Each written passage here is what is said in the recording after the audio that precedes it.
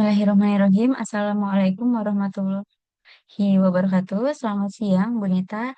Saya Neneng Kristanti izin menyampaikan jawaban asesmen tengah semester mata kuliah kepabeanan dan ekspor impor.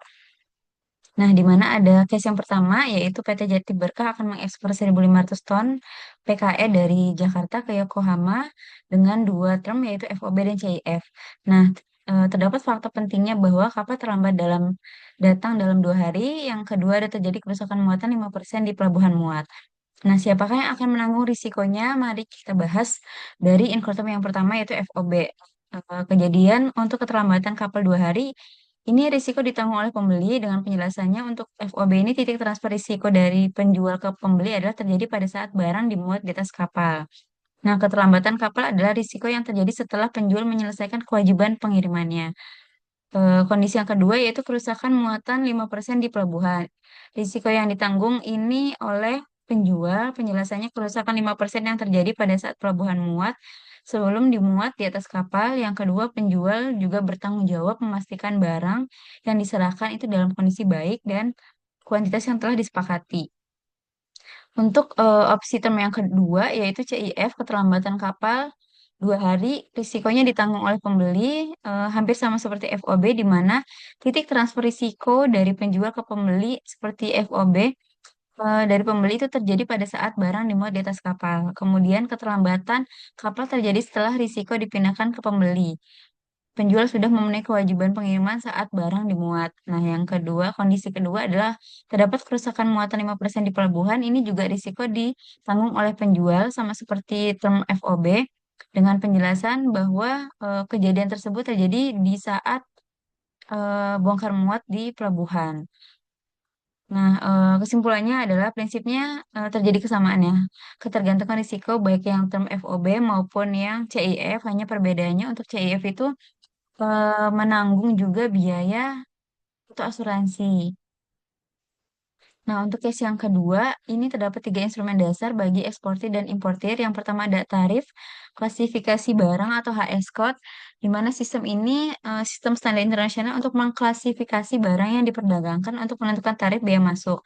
Nah, kemudian ada nilai pabean atau custom valuation, di mana metode penentuan nilai barang untuk perhitungan bea masuk dan pajak dalam rangka impor. Nah, yang ketiga ada origin atau Rule of Origin ROO. Ini aturan yang menentukan dari negara mana suatu barang dianggap berasal, yang sangat penting untuk penerapan tarif preferensi. Nah, pemanfaatan skema FTA dan keuntungan optimal itu sendiri bagi eksportir, importir, dan negara. Yang pertama, bagi eksportir yaitu dalam mekanisme pemanfaatan instrumen dari sisi rule of origin dapat memastikan produk ekspor memenuhi ROO. Nah, ini bisa diterbitkan SKH oleh instansi yang berwenang.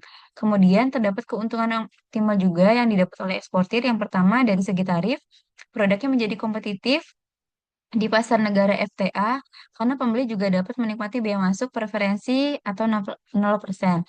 Kemudian akses pasarnya yang lebih luas dan dapat meningkatkan volume ekspor.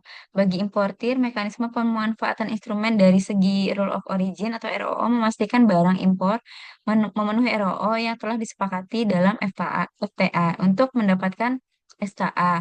Nah, keuntungan optimal yang didapatkan untuk importir itu sendiri, yang pertama ada mendapatkan tarif bea masuk 0% atau preferensi di bawah MFN atau Most Favored Nation berdasarkan dari instrumen tarif. Nah, yang kedua ini dapat menurunkan biaya perolahan barang impor atau COGS. Kemudian kompetitivitas harga menjadi meningkat dan proses kepabeanan menjadi lebih cepat. Nah, bagi kemanfaatan FTA dan keuntungan optimal bagi negara, yang pertama itu ada dari segi custom valuation, penerapan tarif preferensi dapat mendorong peningkatan volume perdagangan, yang pada akhirnya juga meningkatkan basis perhitungan valuation, di mana di Indonesia juga ada pajak pertama nilai PPN atau PPH impor.